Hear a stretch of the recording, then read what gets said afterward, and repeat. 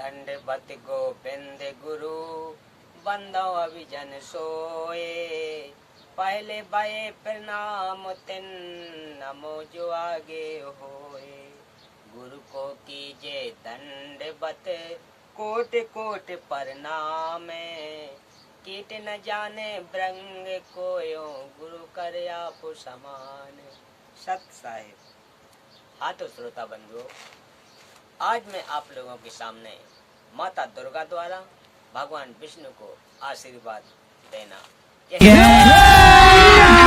अभी मजा आएगा ना भिड़ो। सत साहिब। विष्णु से प्रकृति ने कहा कि हे पुत्र, तू भी अपने पिता का पता लगा ले। तब विष्णु अपने पिताजी काल का पता करते करते पाताल लोक में चले गए। जहां शेषनाग था, उसने विष्णु को अपनी सीमा में प्रविष्ट होते देखकर क्रोधित होकर जहर भरा फुंकारा मारा।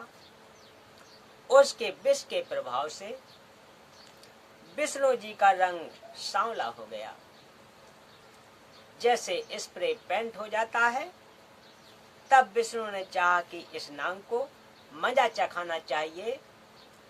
तब ज्योति निरंजन काल ने देखा कि अब विष्णु को शांत करना चाहिए।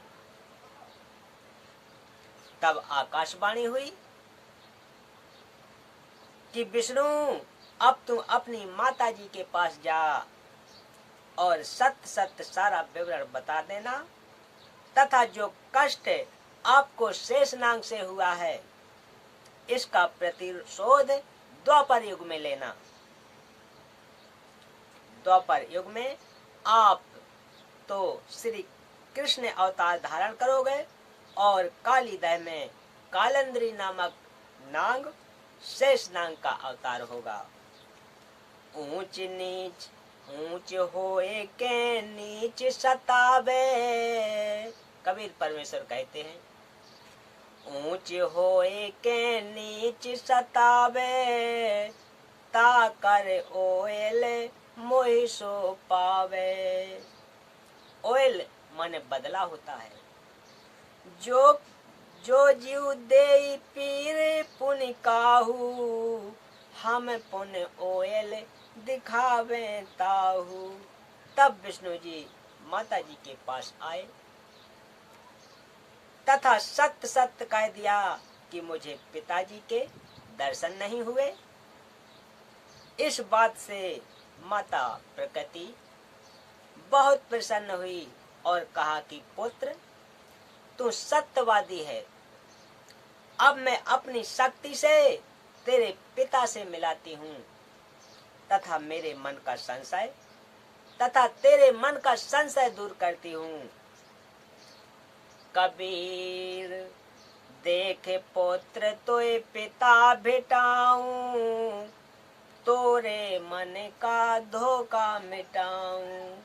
मन स्वरूप करता कह जानो, मन ते दूजा और न मानो। स्वर्ग पाताल दौर मन केरा, मन अस्थिर मन आहे अनेरा। निरंकार मन ही को कहिए, मन की आस निस दिन रहिए। देखूं पलट शून्य में ज्योति, जहाँ पर झेले मिले झालर होती।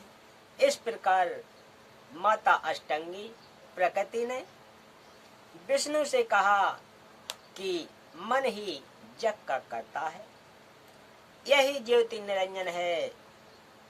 ध्यान में जो 1000 ज्योतियां नजर आती हैं, वही उसका रूप है। जो शंख घंटा आदि का बाजा सुना, यह महास्वर्ग में निरंजन का ही बज रहा है। आप कहाँ के ज्ञानी बाबा? और तेरी हर कामना व कार्य में पूर्ण करूंगी। तेरी पूजा सर्व जग में होगी। आपने मुझे सच सच बताया है। काल के 21 ब्रह्मांडों के प्राणियों की विशेष आदत है कि अपनी व्यर्थ महिमा बनाता है। जैसे दुर्गा जी श्री विष्णु जी को कह रही हैं कि तेरी पूजा जग में होगी, मैंने तुझे तेरे पिता के दर्शन करा दिए। दुर्गा ने केवल प्रकाश दिखाकर विष्णु जी को बहका दिया। श्री विष्णु जी भी प्रभु की यही स्थिति अपने अनुयायियों को समझाने लगे कि परमात्मा का केवल प्रकाश दिखाई देता है, परमात्मा निराकार है। इसके बाद आदि भवानी रुद्र महेश के पास गई और कहा कि महेश,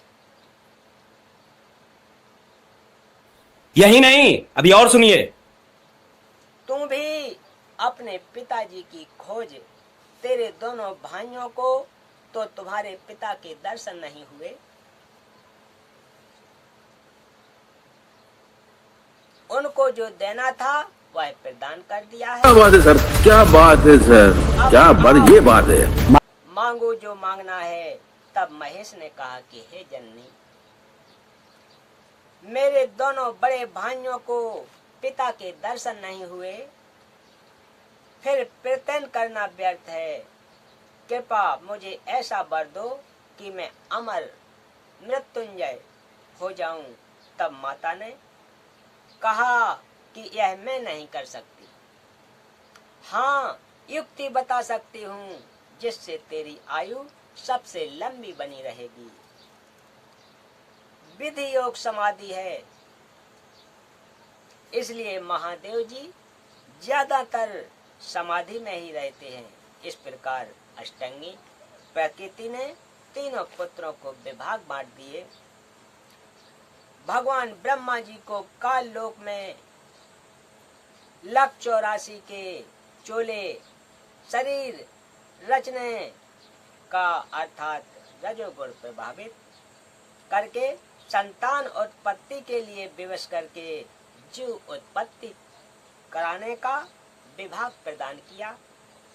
भगवान विष्णु जी को इन जीवों के पालन पोषण करने तथा मोह ममता उत्पन्न करके स्थिति बनाए रखने का विभाग दिया। भगवान शिव शंकर महादेव को संहार का विभाग प्रदान किया, क्योंकि इनके पिता निरंजन को 1 लाख मानव जीव शरीरधारी जीव प्रतिदिन खाने पड़ते हैं। स्थिति और संहार कैसे होता? यहाँ पर मन में एक प्रश्न उत्पन्न होगा कि ब्रह्मा विष्णु तथा शिव जी से उत्पत्ति, स्थिति और संहार कैसे होता है? ये तीनों अपने अपने लोक में रहते हैं।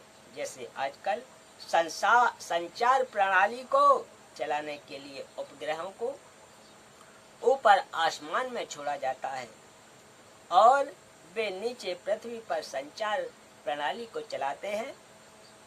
ठीक इसी प्रकार ये तीनों देव जहाँ भी रहते हैं, इनके शरीर से निकलने वाले सूक्ष्म गुण की तरंगें तीनों लोकों में अपने आप हर प्राणी पर प्रभाव बनाए रहती हैं। उपरोक्त विवरण एक ब्रह्मांड में ब्रह्मा काल की रचना का है। ऐसे ऐसे क्षर पुरुष काल के 21 ब्रह्मांड हैं, परंतु क्षर पुरुष काल स्वयं व्यक्त अर्थात वास्तविक रूप में सबके सामने नहीं आता। उसी को प्राप्त करने के लिए तीनों देव ब्रह्मा विष्णु शिव जी को वेदों में वर्णित विधि अनुसार भरसक साधना करने पर भी ब्रह्म काल के दर्शन नहीं हुए। बाद में ऋषियों ने वेदों को पढ़ा, उसमें लिखा है कि अग्नि तनूर 80 पवित्र यजुर्वेद अध्याय 1 मंत्र 15 परमेश्वर सशरीर है तथा पवित्र अजुर्वेद अध्याय 5 मंत्र 1 में लिखा है कि अग्नि तनूर 80 विष्णवे त्वा सोमस्य तनुरसि। इस मंत्र में 2 बार वेद गवाही दे रहा है कि सर्वव्यापक, सर्व पालन करता सत्पुरुष सा शरीर है। पवित्र अजुर्वेद अध्याय 40 मंत्र 8 में कहा है कि कबीर मनसी जिस परमेश्वर की सर्व प्राणियों को चाहे है वह कबीर अर्थात कबीर है। उसका शरीर बिना नाड़ी का है। वीर से बनी 5 तत्व से बनी भौतिक काया रहित है। वह सर्व का मालिक सर्वोपरि सत्यलोक में विराजमान है। उस परमेश्वर का तेजपुंज का 100 ज्योति स्वयं प्रकाशित शरीर है जो शब्द रूप अर्थात अविनाशी है। वही कबीर देव कबीर परमेश्वर है जो सर्व ब्रह्मांडों की रचना करने वाला, सर्व ब्रह्मांडों का रचनाहार, स्वयंभू, स्वयं प्रकट होने वाला, वास्तव में अविनाशी है। गीता अध्याय 15 श्लोक 17 में भी प्रमाण है। भावार्थ है कि पूर्ण ब्रह्म का शरीर का नाम कबीर देव है। उस परमेश्वर का शरीर नूर तत्व से बना है। परमात्मा का शरीर अति सूक्ष्म है जो उस साधक को दिखाई देता है जिसकी दिव्य दृष्टि खुल जाती है।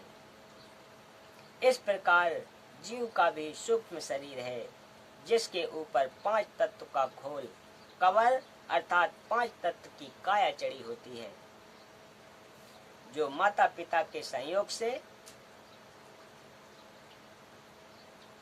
वीर से बनी है। शरीर त्यागने के पश्चात भी जीव का सूक्ष्म शरीर साथ रहता है। वह शरीर उसी साधक को